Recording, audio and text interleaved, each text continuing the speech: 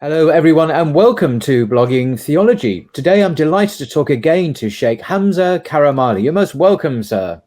Thank you, Paul. Always a pleasure to be here. And you're live from Istanbul, aren't you, today? Yes. We Come all down to the... Yeah, very good. For those who don't know, Hamza is the founder of Basira Education, where he trains parents, teachers, and scholars in high schools, weekend religious schools, and a variety of other educational institutions how to show their students why Islam is true. He's developed a textbook, an online teachers portal, and is on a mission to train 10,000 teachers. And I'll link to his work in the description below. Now, you've said that you consider al-Shafi'i to be an inspiration for your own work. And I thought that we could, perhaps you could start us off by telling us who was al-Shafi'i, and why is he so important? Yeah, there's so much to say about him. I love Imam al-Shafi'i, Muhammad ibn Idris al-Shafi'i. I studied, I consider him like a teacher, like a great grandfather teacher. He's the teacher of the teacher of the teachers of my teachers. And he was a very intelligent man, and his works it's a joy and pleasure to read them. But there's a statement from him that I've always found really inspiring, and I think it captures everything about him. I think we'll use it as a point of departure for our discussion today, and we'll come back to it at the end. He used to debate, and we'll talk about his debates. But he said on a number of occasions, he said that I never debated with anyone and wished that he would be mistaken, that my opponent would be mistaken. In another transmission, he said, "Ma nazartu ahadan ala al-ghalaba." I never debated with anyone wishing to defeat him. And he used to say, I only debated with people ala nasiha, meaning wishing the best for them. And wishing the best for them means wishing that the truth be manifest on their tongues. So this is often cited as a spiritual statement. It is a spiritual statement. People will say that this is what it means to be sincere.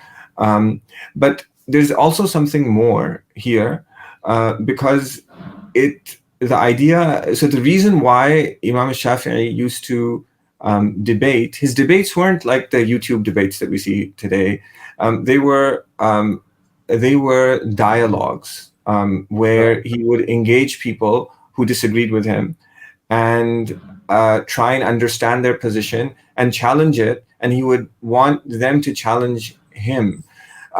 And so he was, what it shows his commitment to reason and rationality.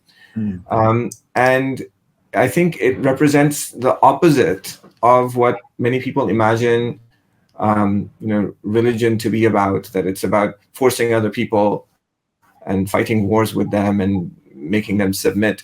But what Imam Shafi'i represents, and I feel that I know this is prophetic, is that it's a genuine search for truth. Ghazali, who was a student of a student of a student of Imam Shafi'i, a couple of people there, he had a famous statement inspired by this. He said that you should know the people by the truth, not the truth by the people. And so he was somebody who genuinely wanted to talk to people who disagreed with him, and he tried to give them everything he could because he wanted everybody to reach the correct position. Just pause on how the contrast which you made with so many online debates and at Speaker's Corner here in London as well, where the ego is primary, and I don't claim to be immune from this at all whatsoever. But you want to defeat the enemy because it's good for one's ego. But one believes, of course, it's in the service of truth. But there's too much testosterone involved for it to be entirely disinterested. So al-Shafi'i's statement, "I never debated with anyone wishing that he would be wrong," is extraordinary because it shows sincerity, a care for the truth, a care for the well-being of the other person as well, that they should be guided to the truth. So it's quite a different way of doing it. Yeah. And it also earns respect in the eyes of other people. He himself used to say that I never I never presented an argument to somebody and they accepted it, except that they became great in my eyes. And I never presented an argument to somebody and they just rejected it, i.e., without any rational basis, except that they became the opposite. They fell in my eyes. And so seeing somebody like that, so how I imagine a Shafi'i to be somebody who we could go, we could engage, we could challenge, we could have a conversation, we could disagree with. And I think like that's what earns people's respect, and that's why I find his work inspirational, because the work that I do is in this sphere of rational arguments, and I think that this is something that we as Muslims, it's part of our tradition that we need to embrace.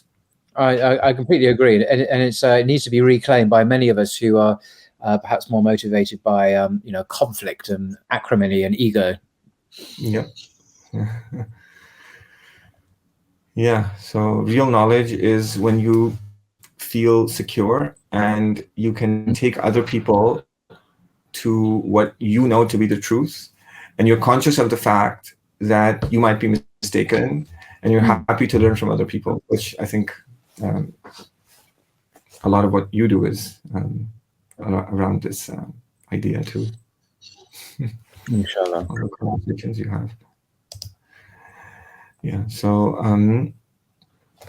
al-Shafi'i wrote a book. He wrote a famous book. It's called the Risala. Okay. And we both pulled up our copies. We both got copies. How sad is that? I did matching copies. I had matching shirts or something. So this is called. Yeah, carry on. What is this called? So this is called al-Risala. Risala means a letter. It's actually not the name he gave to his book. It was given this name by other people. There's some stories. People challenged their authenticity, that there was a scholar who asked him to write this book, and he wrote it and sent to him as a letter. And so it came to be known as the Risala of Imam al-Shafi'i. And it captures why he was so important. So we often hear about the words Islamic law and Islamic jurisprudence. We conflate the two. We say they're the same thing, but they mean different things. Law has to do with rules and regulations. Lawyers and judges, they decide cases based on a law that's there. But jurisprudence is the philosophy of law. So the title of this book is A Treatise on the Foundations of Islamic Jurisprudence. Yeah. So what jurisprudence would consider questions about why the law should be the way that it is. Why should a criminal get a jail sentence and not get corporal punishment? Why should we consider digital currencies currency? Why should digital contracts be valid? And so these kinds of discussions, they'll be more complex, and people will debate, and they'll have various sides, and they'll bring arguments.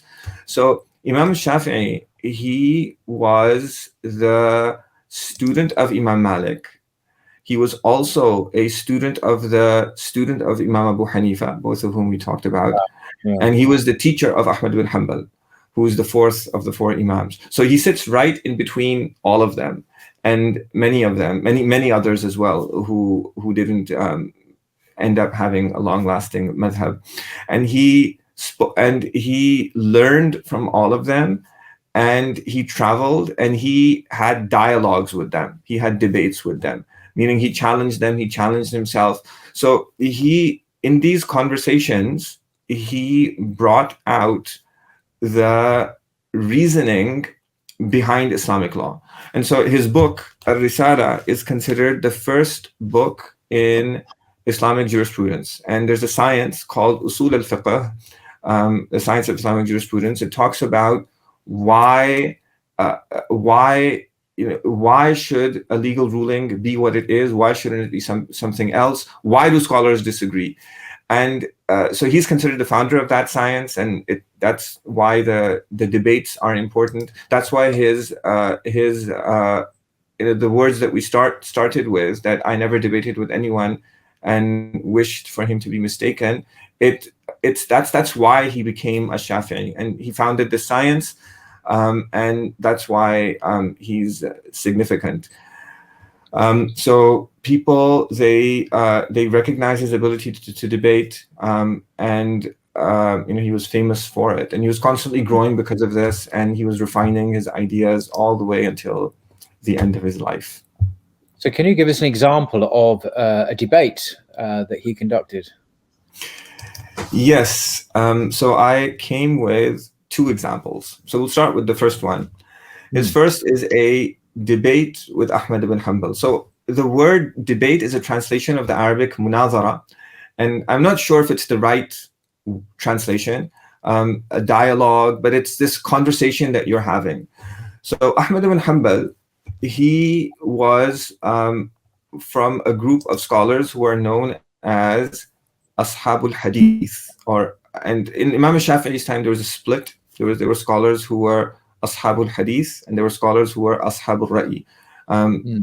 Scholars people of Hadith and people literally of opinion, but we'll come to that, inshallah. We'll talk about what it means. So Imam Ahmad, he represented the school of the scholars of Hadith. So these were people who studied Hadith, they knew hundreds of thousands of Hadiths, and whenever there was a legal question to be decided, they searched for a very explicit and direct statement from the Prophet ﷺ to decide whether or not something is the case. So there's a question about whether somebody who stops praying is no longer a Muslim. And the vast majority of Muslim scholars, they held that he is a Muslim, because committing a sin doesn't take you out of Islam. Somebody can commit sins and still be a Muslim, and most Muslims actually do commit sins. And if everybody who was sinful was a disbeliever, then I'd be in trouble, sitting over here, as with most of us. But there's one sin regarding which Ahmad ibn Hanbal is said to have held that if somebody doesn't pray, then they're no longer a Muslim. And that comes from a hadith, which is an authentic hadith, in which the Prophet ﷺ said, he said that بَيْنَ الرَّجُلِ وَبَيْنَ الْكُفْرِ وَالشِّرْكِ تَرْكُ الصَّلَاةِ. Between a man and between disbelief and associating partners with Allah is leaving and abandoning the prayer. So this was so Imam Shafi'i didn't agree with this, and the vast majority of scholars don't agree with this. And it's said that Imam Ahmad ibn Hanbal, he also went back on this. But the debate is what I want to get at. The debate is really interesting. So Imam Shafi'i, he said to him, he said that that somebody who doesn't pray, do you say that he thereby becomes a disbeliever? Ahmad said, yes. Shafi'i said, so let's say he's become a disbeliever. How would he come back? How would he become a Muslim again? Ahmad said, so it's interesting. He's not looking at the issue. He's looking at the other side. How is he going to come back to Islam? So Imam Ahmad, he says, La ilaha illallah, Muhammadur Rasulullah, and then he becomes Muslim again. Shafi'i said, well, he was always saying La ilaha illallah Muhammadur Rasulullah. So it doesn't make sense for you to say that he becomes Muslim by saying La ilaha illallah Muhammadur Rasulullah again. And then so Imam Ahmad, he said, okay, he becomes Muslim by praying again.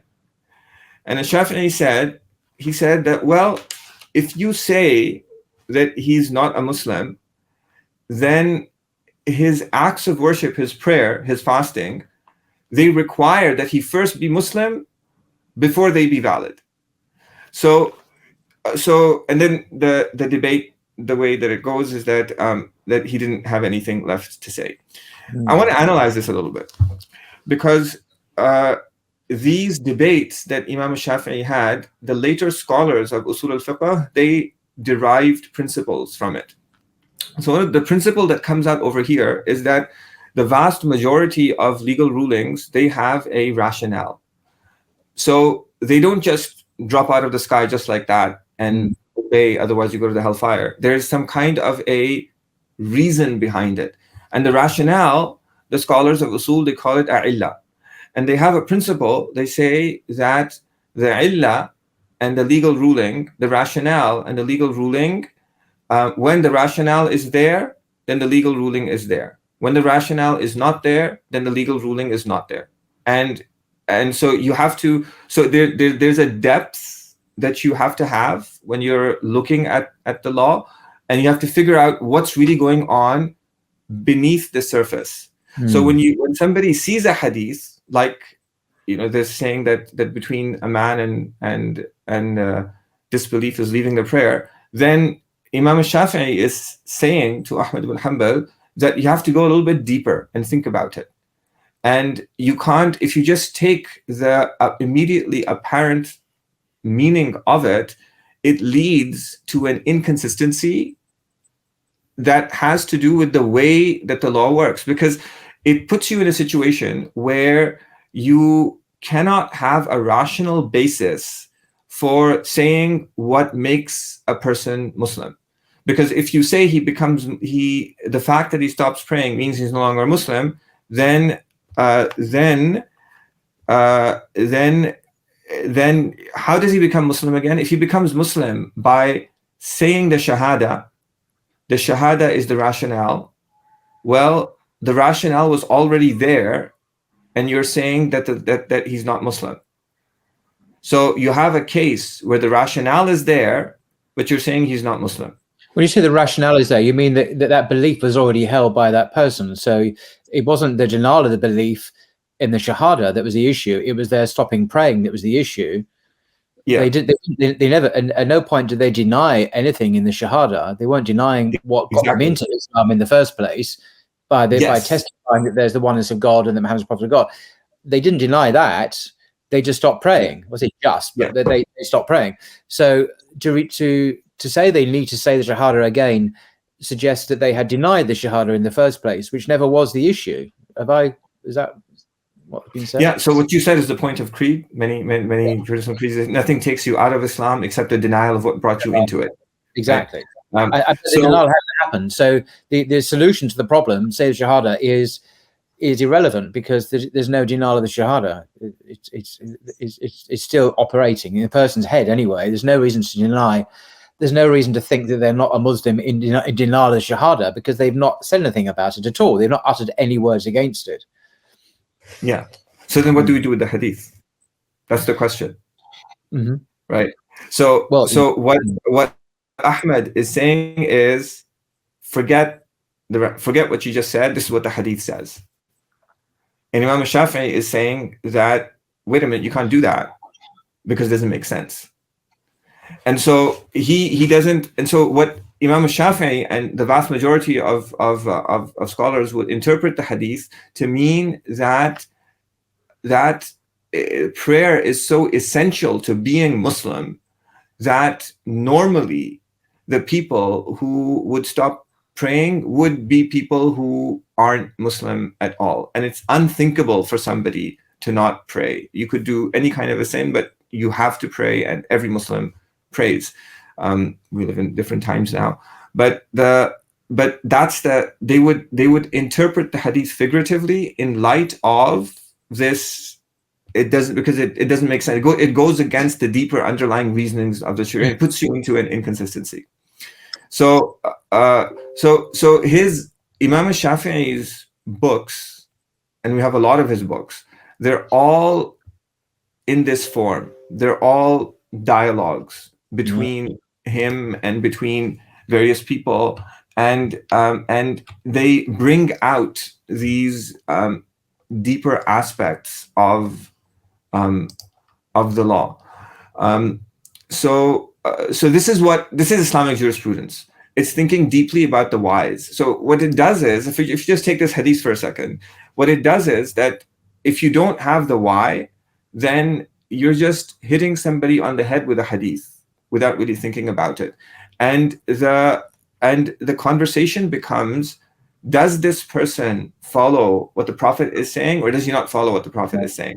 Yeah. So Ahmad ibn Hanbal, he used to say that the people of hadith and the people of opinion, this is the people of Iraq, we're called the people of opinion, they used to curse each other meaning this is again an exaggeration, meaning they would say, why aren't you following the Prophet? And why are you denying a hadith? Until al-Shafi'i came and he mixed between us. And the way that he mixed between them is that he said, everybody accepts that you have to follow the Prophet ﷺ. Everybody accepts that you have to follow the Quran. That's not the issue. If you're a Muslim, of course you're going to follow those things. But the issue is that when you present a hadith, how should that hadith be understood and applied? And the discussion needs to happen at a little bit of a deeper level than actually just citing a hadith. And that deeper level, that's Islamic jurisprudence. And that's the area in which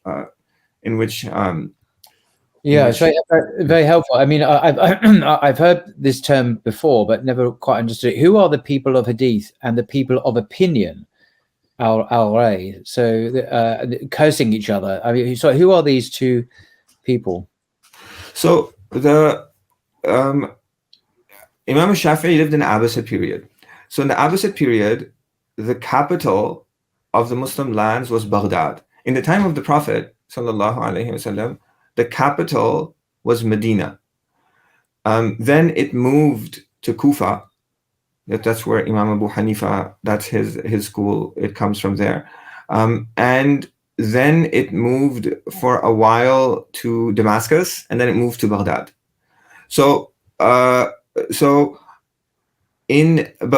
the capital moved in these places, Medina, up until the time of Imam Shafi'i, was considered a place of religious piety and learning and knowledge.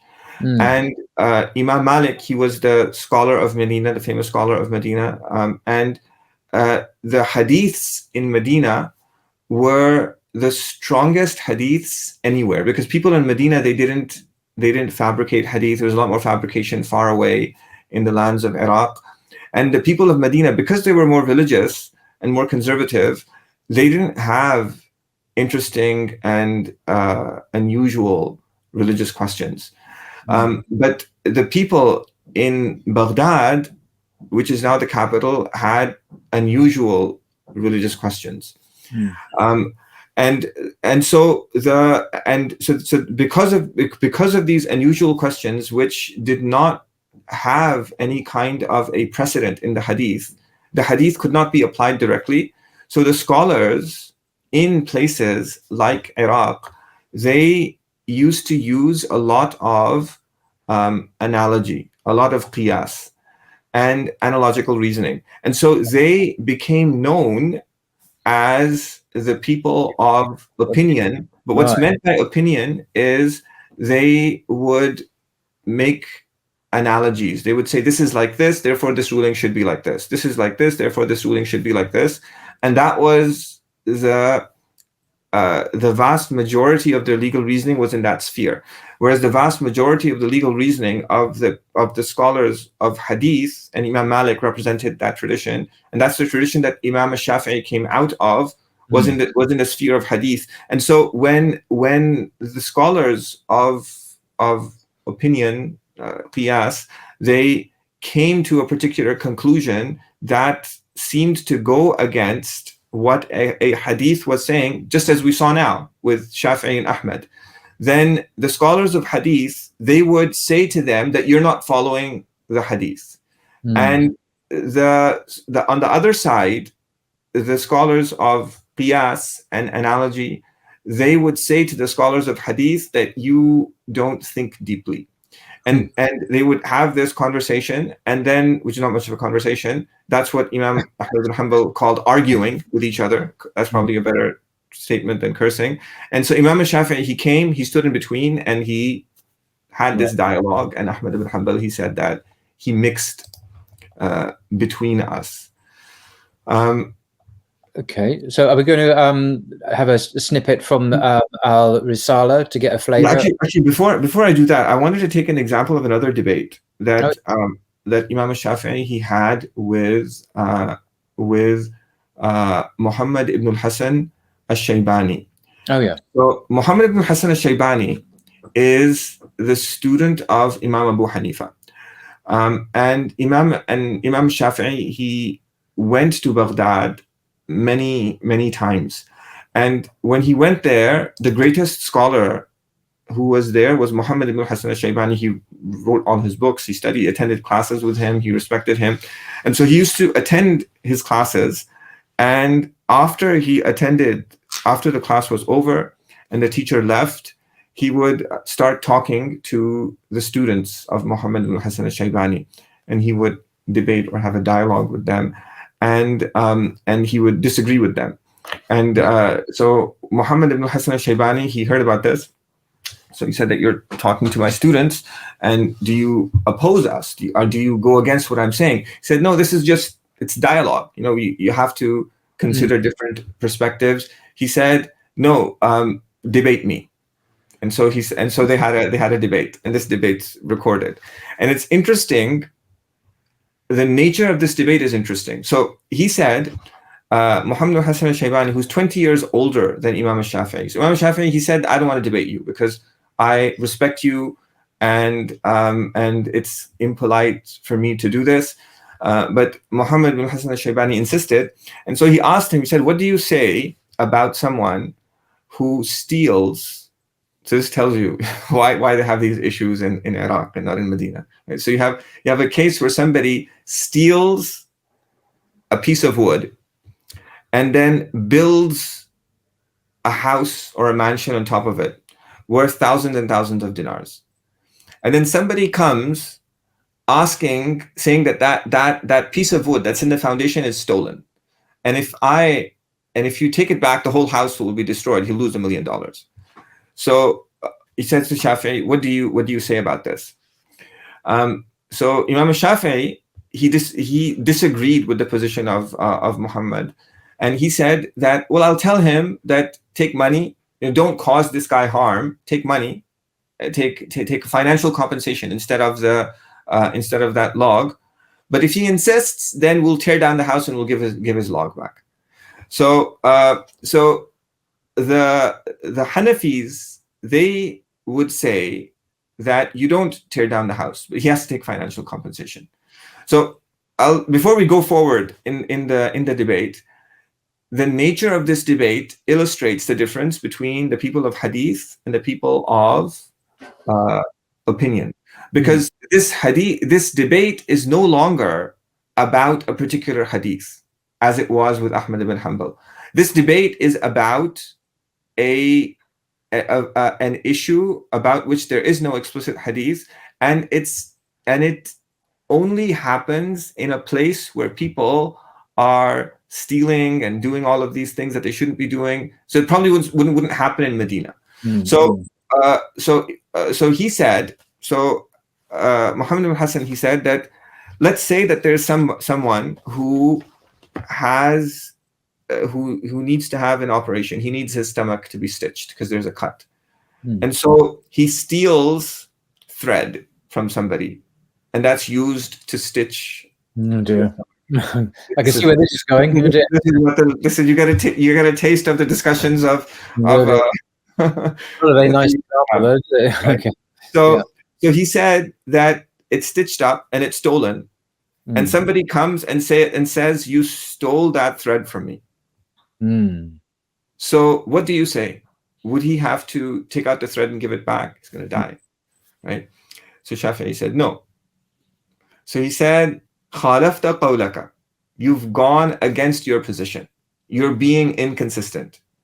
Over there, you said you're willing to tear down the house, but over here, you're not willing to take out a piece of thread.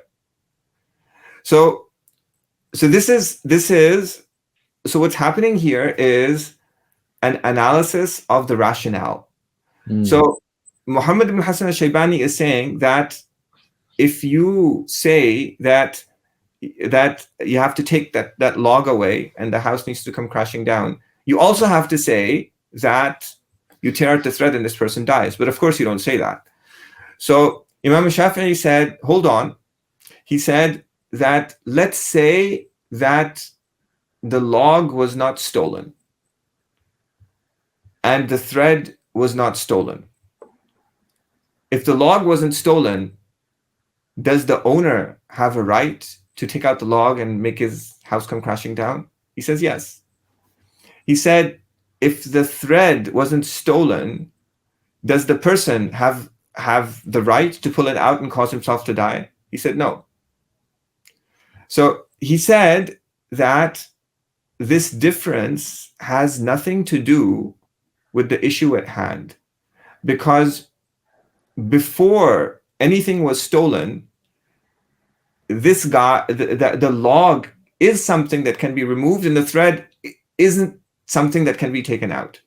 So it's actually you who are being inconsistent, because when you say these cases are the same, they're not the same.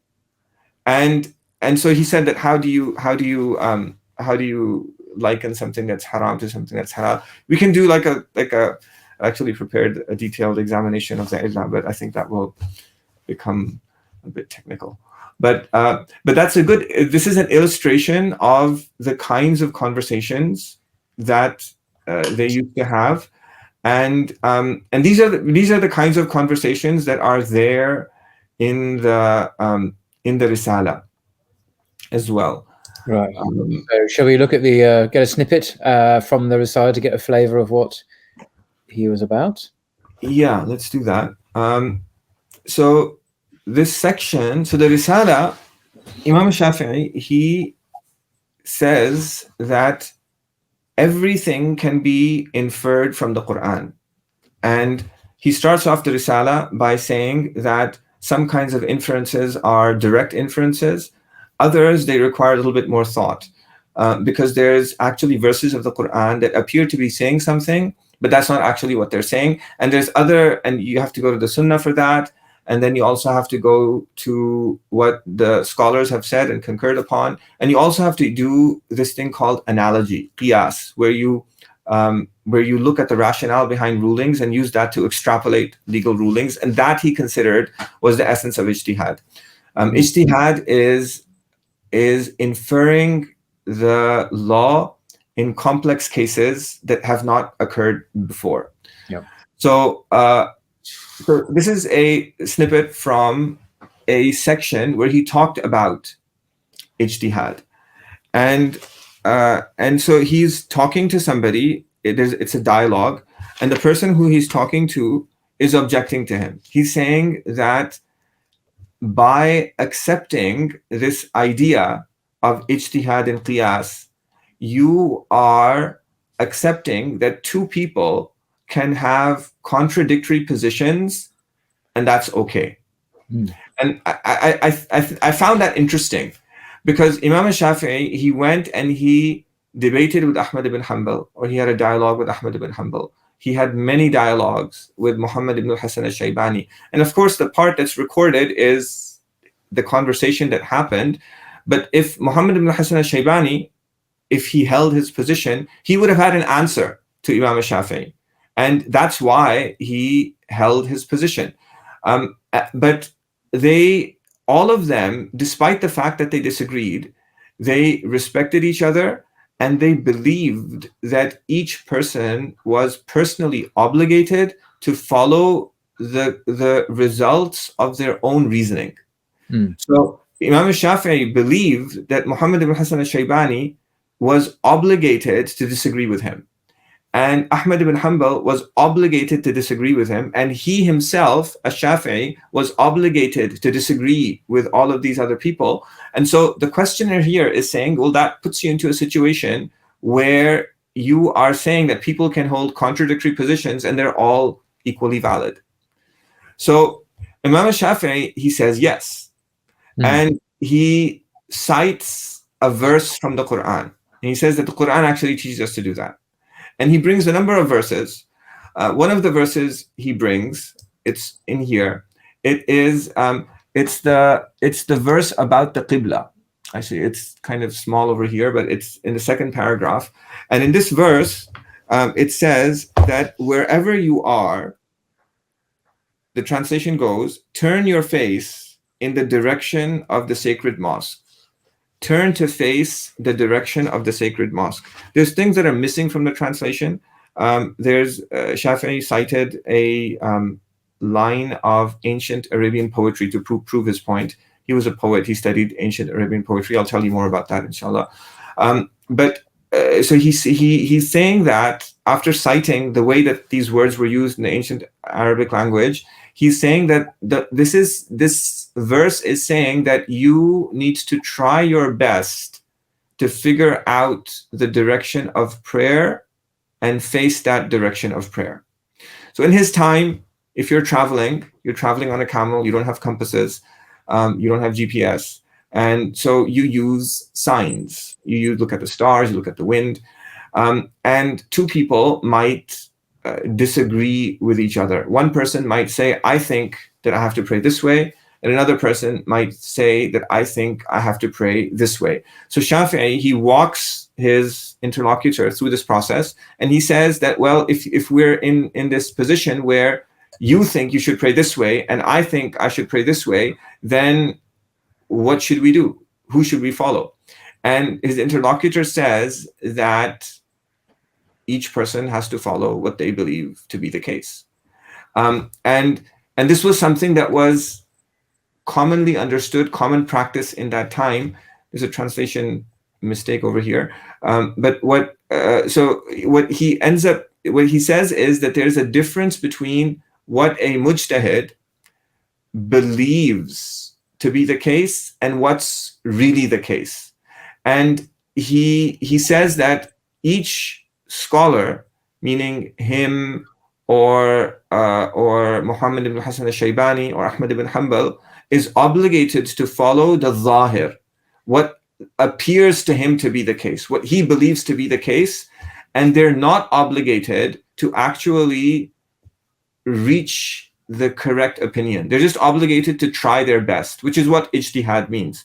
Ijtihad means to exert your utmost to figure out what the ruling is. And so he cites this verse, he cites another verse, and he uses the example of testimony and judges deciding based on witnesses, and they're having different opinions regarding the reliability of witnesses. And then he also, afterwards, he cites through his own chain of transmission, so-and-so told me, so-and-so told me, so-and-so told me, that the Prophet ﷺ said that if a judge decides a case based on his ijtihad and is correct, he is rewarded twice. And if he decides a case based on his ijtihad and is mistaken, he is rewarded once. So he said that it has precedent in the Quran, it has precedent in the Sunnah, and this is, in other words, the Quran actually teaches us to try our best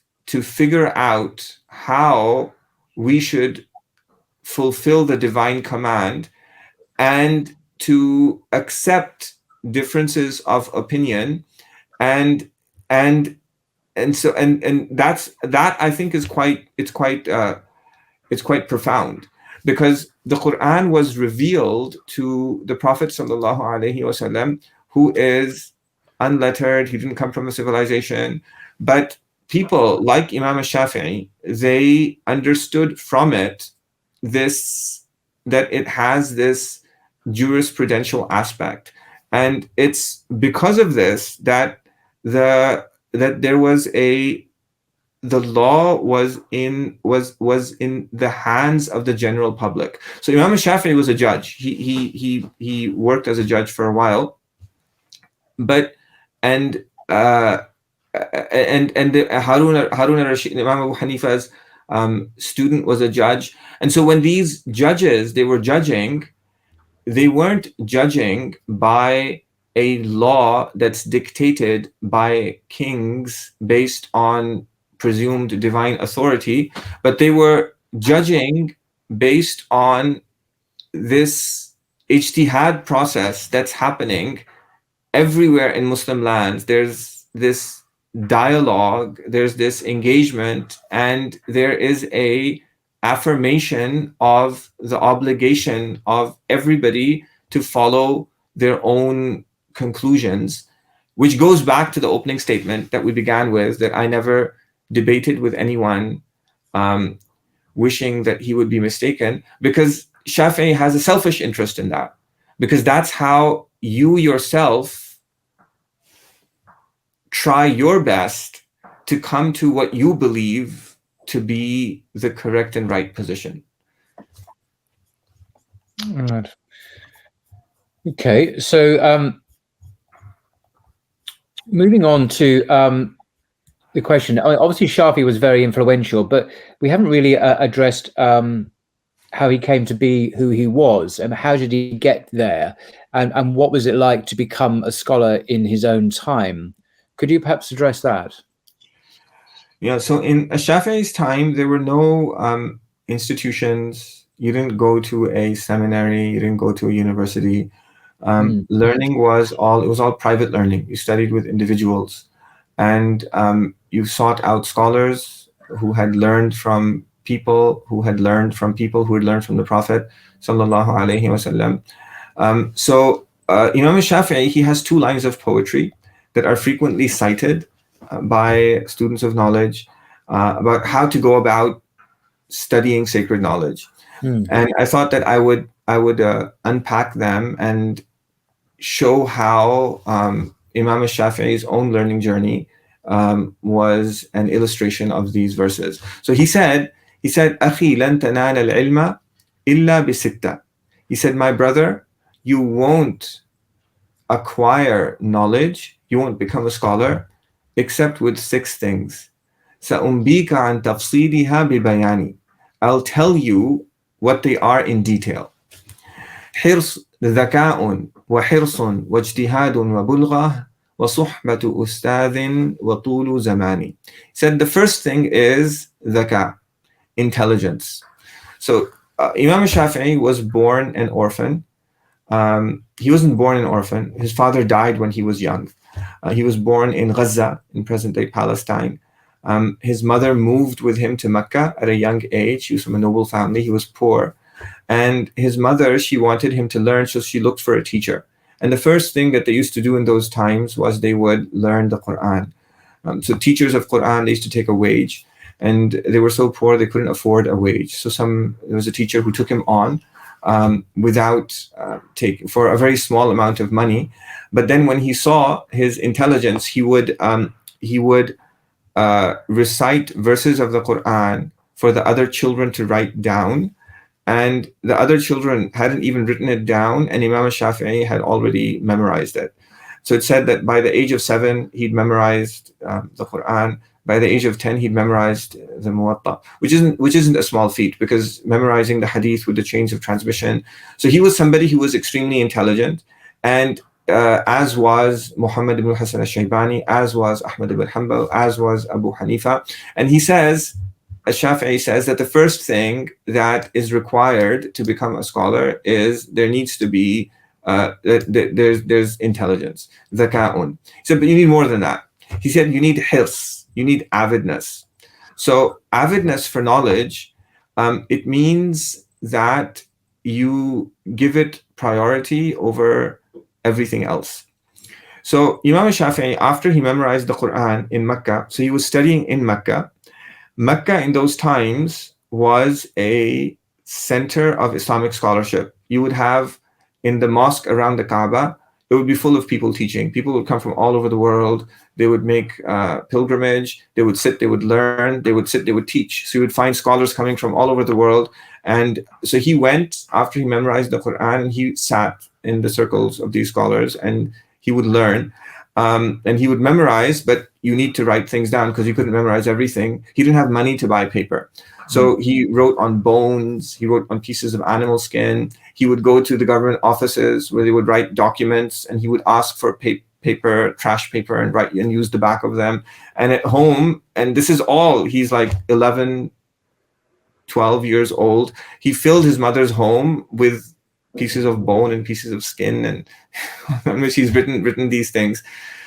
He studied Arabic poetry. He realized at some point that in order to learn the Quran, he needs to learn the language of the ancient Arabians. And he lived at a time when there were still people who spoke the ancient Arabic language naturally without having to learn grammar or any of the other sciences. So he would learn with the Bedouins who came into Mecca. He would go out with them, and he was known for his eloquence. Many scholars of the Arabic language, they considered the speech of Imam al-Shafi'i to be something that's citable to establish a point of Arabic grammar. And his Risala that we're looking at is considered a book of literature, in addition to being a book of jurisprudence.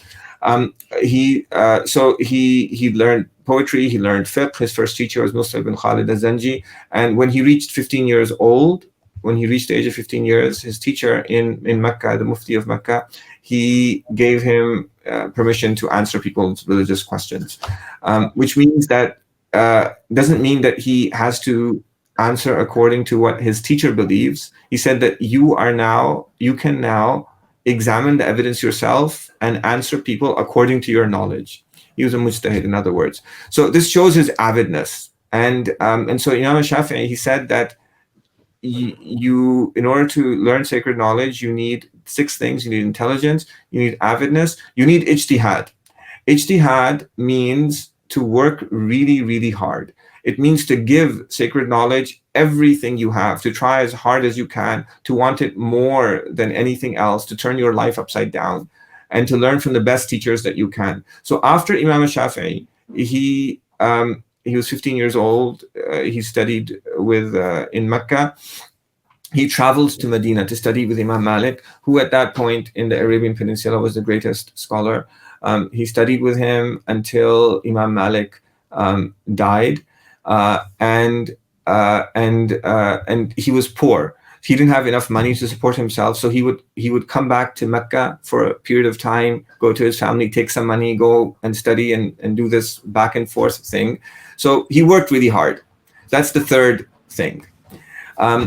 The fourth thing he said was bulgha.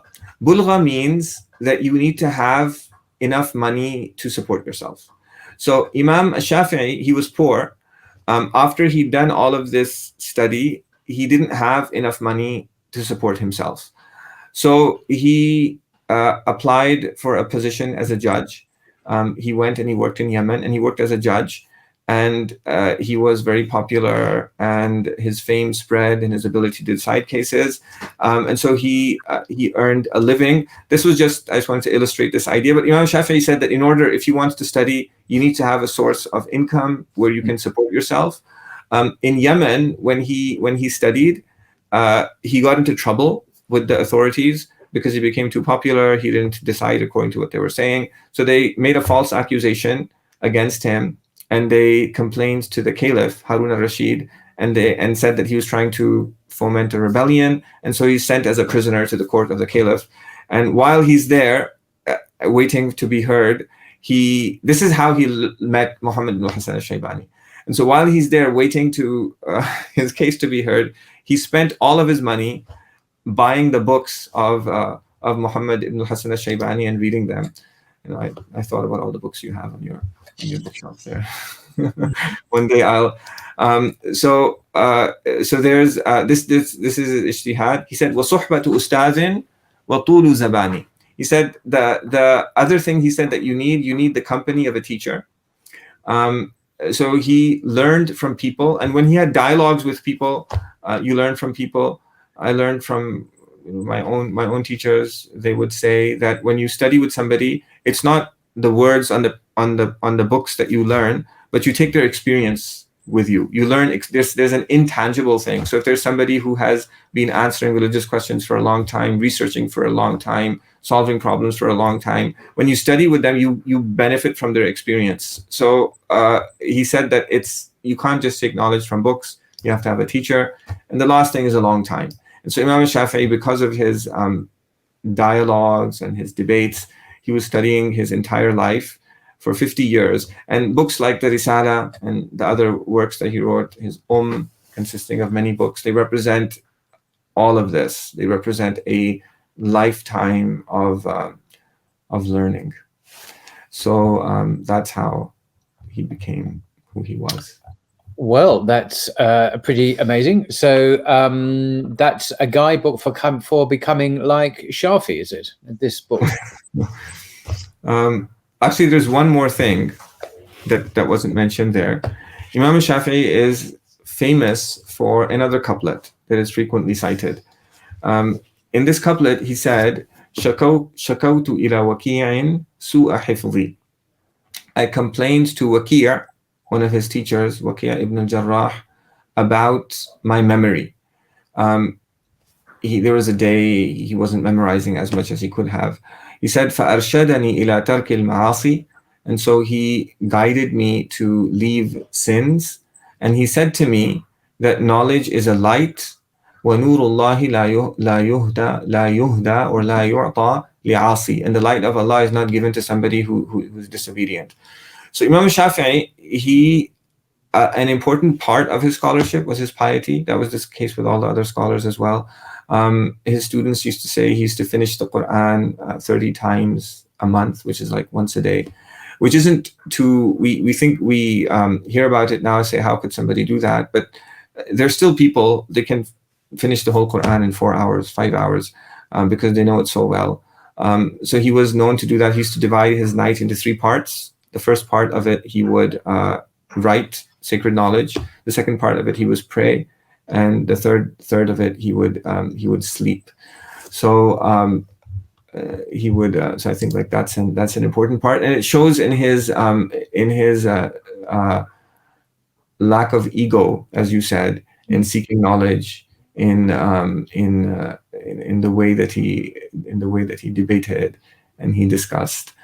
This couplet, actually, what they say is that there's a story that's told. It said that he looked at a body part of a woman that he shouldn't be looking at. He didn't lower his gaze, and that led to him losing his ability to memorize for a period of time. And that's what his teacher he advised him to do. Something for again, like food for thought in our times and billboards and highly sexualized societies.